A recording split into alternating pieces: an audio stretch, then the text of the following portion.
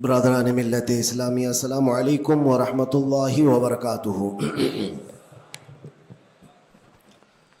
الحمد للہ وکفا وسلام علی حبیبہ المصطفیٰ، اما بعد فاعوذ باللہ من الشیطان الرجیم، بسم اللہ الرحمن الرحیم۔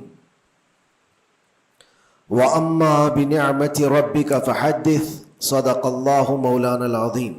بارگاہ رسالت معاب صلی اللہ علیہ وسلم میں درود پاک کا ہدیہ پیش کریں۔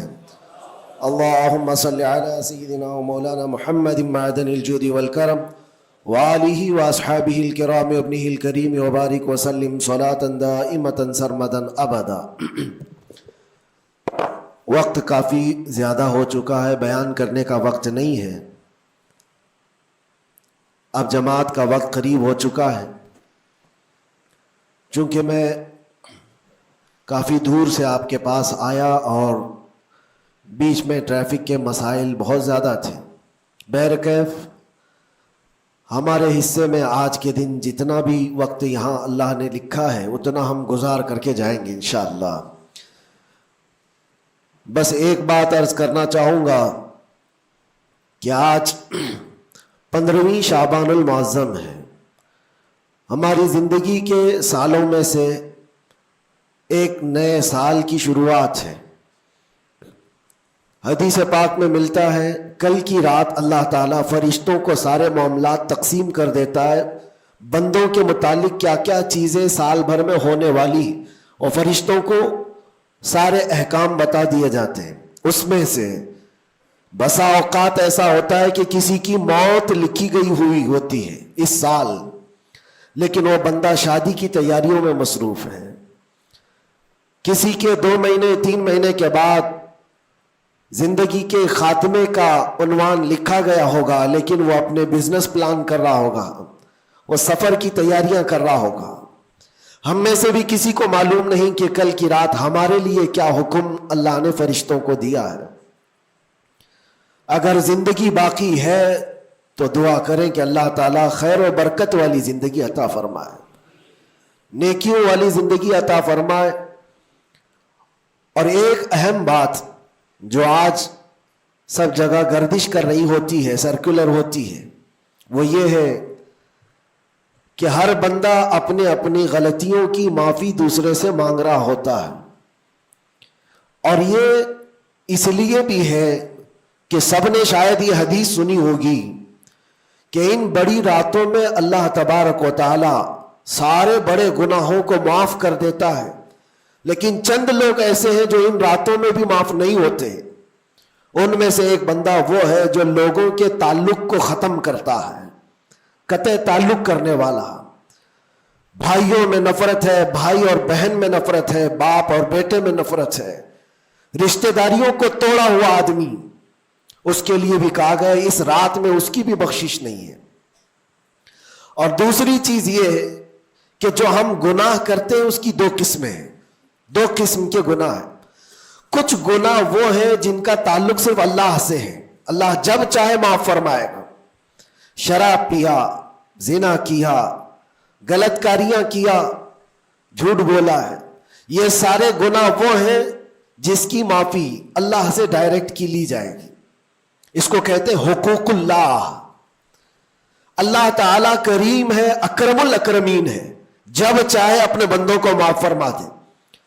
لیکن کچھ گناہ ایسے ہیں جن کا تعلق بندوں سے ہے، کسی کا مال ہڑپ لیا ہے، کسی کا حصہ دبا لیا ہے، کسی کو گالی دیا ہے، کسی کو مارا ہے، یہ سارے وہ گناہ ہیں جن کا تعلق بندوں سے ہے، ان کو حقوق العباد کہا جاتا ہے۔ اور یہ گناہ زیادہ ڈینجر ہے، حقوق اللہ سے زیادہ ڈینجر حقوق العباد ہے، کیونکہ حدیث پاک میں ہے اللہ سے متعلق جو گناہ ہے وہ رب تعالیٰ جب چاہے معاف فرمائے گا، لیکن جو بندوں سے ریلیٹڈ ہے اللہ فرماتا ہے جب تک بندہ بندے کو معاف نہیں کرتا اللہ نہیں معاف فرمائے گا، اللہ معاف نہیں فرمائے گا۔ حضور پاک صلی اللہ تعالیٰ علیہ وسلم نے صحابہ سے پوچھا سب سے غریب آدمی کون ہے، تم جانتے ہو سب سے مفلس آدمی کون ہے؟ حضور صلی اللہ علیہ وسلم نے صحابہ سے پوچھا تو صحابہ نے کہا اللہ کے نبی زیادہ جانتے ہیں۔ آقا کونین صلی اللہ علیہ وسلم فرماتے ہیں سب سے زیادہ غریب قیامت کے دن وہ نہیں جس کے پاس پیسہ نہیں، مال نہیں، نیکیاں نہیں، وہ نہیں، بلکہ میرے آقا فرماتے ہیں قیامت کے دن ایک بندہ ایسا ہوگا جس کی نمازیں بھی بہت تھی، صدقات و خیرات بھی بہت تھے، حج بھی کیا تھا، زکوٰۃ بھی دیا تھا، عمرے بھی تھے، نفل عبادتیں بھی تھی، اس کی بہت نیکیاں لے کر کے آیا تھا، لیکن جس وقت وہ عدالت الہی میں پیش ہوا تو کئی لوگ کھڑے ہو گئے، ادھر سے ادھر سے آئے، رب تعالیٰ سے کہنے لگے مولا یہ نیک تو بہت ہے، نمازیں اس کی بہت ہے، حج بھی کیا ہے، عمرے بھی کیا ہے، لیکن میرے پیسے بھی دبا کر رکھا تھا۔ کوئی کہتا ہے کہ مولا میرا حق اس کے اوپر بنتا ہے، اس نے مجھے گالی دی تھی، کوئی کہتا ہے کہ مولا میرا بھی حق بنتا ہے، اس نے مجھے مارا تھا، کوئی کہتا ہے مولا میرا بھی حق بنتا ہے، اس نے میرے پیٹھ پیچھے مجھ سے چغلی کی تھی اور لڑانے کی کوشش کی تھی، میرا حق بنتا ہے اس پر۔ تو یہ سارے حق طلب کرنے والے بندے کھڑے ہو جائیں گے اس کے خلاف جو نیکوکار تھا۔ اللہ تعالیٰ فرماتا ہے تم لوگوں کو اس سے کیا چاہیے؟ سارے بندے کہتے ہیں مولا ہم تو گنہگار ہیں، نیکیوں کی کمی ہے، اس کے پاس نیکیاں زیادہ ہے، اس کی نیکیاں ہمیں دلا دے۔ اب عدالت الہی کا یہ فیصلہ سنو، اللہ فرشتوں کو حکم دیتا ہے اس کے پاس جتنی نیکیاں ہیں وہ ان سب میں تقسیم کرو، جتنوں کا حق اس نے دبا رکھا ہے سب میں اس کی نیکیاں بانٹی جائیں۔ جب فرشتے اس کی نیکیاں نکال کر تقسیم کر رہے تھے، نیکیاں اس کی پوری ختم ہو گئی، حقداروں کا بھی حق پورا ہوا نہیں، کچھ اور بھی باقی رہ گئے تھے۔ وہ کہنے لگے مولا ہمارا بھی حق ہے اس کے اوپر، ہمارا بھی اس نے مال رکھا ہے۔ اللہ تعالیٰ فرماتا ہے اب اس کے پاس تو نیکیاں پوری ختم ہو گئی، تم چاہتے کیا ہو؟ وہ گنہگار تھے، وہ کہتے مولا ہم یہ چاہتے ہیں کہ ہمارے گناہ اٹھا کر کے اس پر ڈال دیں، ہمارا بوجھ تو کم ہو جائے۔ حکم ہوگا رب تعالیٰ کا کہ اس کے اوپر ان کا حق بنتا ہے، لہذا ان کے گناہ اٹھا کر کے اس کے اوپر ڈالو۔ حدیث پاک میں میرے آقا فرماتے ہیں لے کے تو چلا تھا بہت ساری نیکیاں، لیکن وہاں سب بٹ گئی، الٹا دوسروں کے گناہ اپنے سر پر لے لیا اور سیدھے اس کو فرشتے جہنم میں لے کر جاتے ہیں۔ یہ قیامت کے دن کا سب سے مفلس آدمی ہے، سب سے غریب۔ اسی لیے اے لوگوں حقوق العباد میں کبھی گرفتار مت ہونا، دنیا میں کسی کا حق دبا کر مت رکھنا۔ کسی کو اگر تم نے اپنی زبان سے ایذا دیا ہے، تکلیف دی ہے، یا ہاتھ سے دیا ہے، یا کسی بھی طرح سے دیا ہے، تو قیامت کے دن اس کا حق لیا جائے گا، تمہیں اس کا حق دینا پڑے گا۔ اسی لیے شب برات آتی ہے تو سب لوگ ایک دوسرے سے معافی بھی مانگ لیتے ہیں۔ بندوں سے اگر تمہارا حق ہے تو بندوں سے معافی مانگ لو، اگر بندہ معاف کر دیا دنیا میں تو اللہ بھی معاف فرمائے گا، اللہ معاف فرمائے گا۔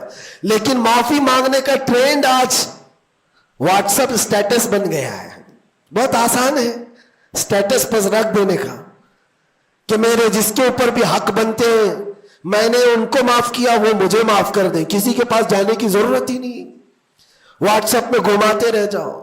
کیا اسی کو معافی مانگنا کہتے ہیں؟ معافی مانگنے میں آدمی کو جو انا ہے، جو تکبر ہے، جو شیطان اسے گھمنڈ دلاتا ہے، اسی توڑنے کے لیے تو اللہ نے معافی مانگنے کا حکم دیا کہ جاؤ تم اپنے اس بندے سے معافی طلب کرو جس کے پاس جانے میں تمہیں شرم آ رہی ہے۔ اپنے نفس کو توڑو، اپنے انا کو ختم کرو، اپنے تکبر کو مارو۔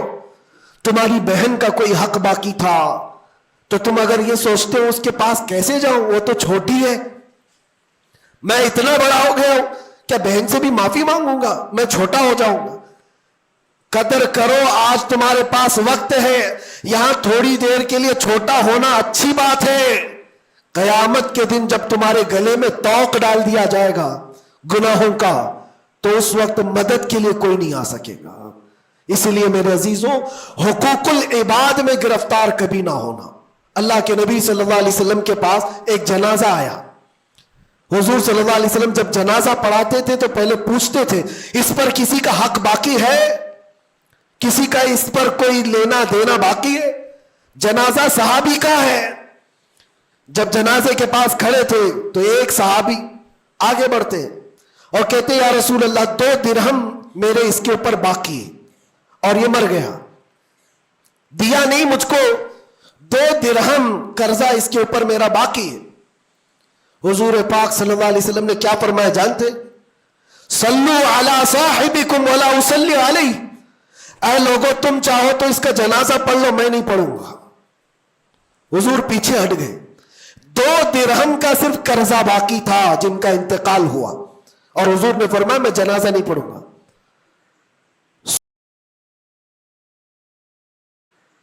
सोचो आज 2 दिरहम का बोझ भी कितना बड़ा होता है। जनाजा रखा है, हुजूर पीछे हट गए। फिर एक कोई सहाबी आगे बढ़ते और कहते या रसूल अल्लाह सल्लल्लाहु अलैहि वसल्लम, इनकी जानिब से इनका कर्जा मैं अदा कर दूंगा। हुजूर ने फरमाया कब तक अदा करोगे? कहा कल की मगरिब से पहले पहले मैं अदा कर दूंगा। अल्लाह के नबी ने उनसे वादा लिया और उसके बाद फिर उस सहाबी की नमाज जनाजा पढ़ाई।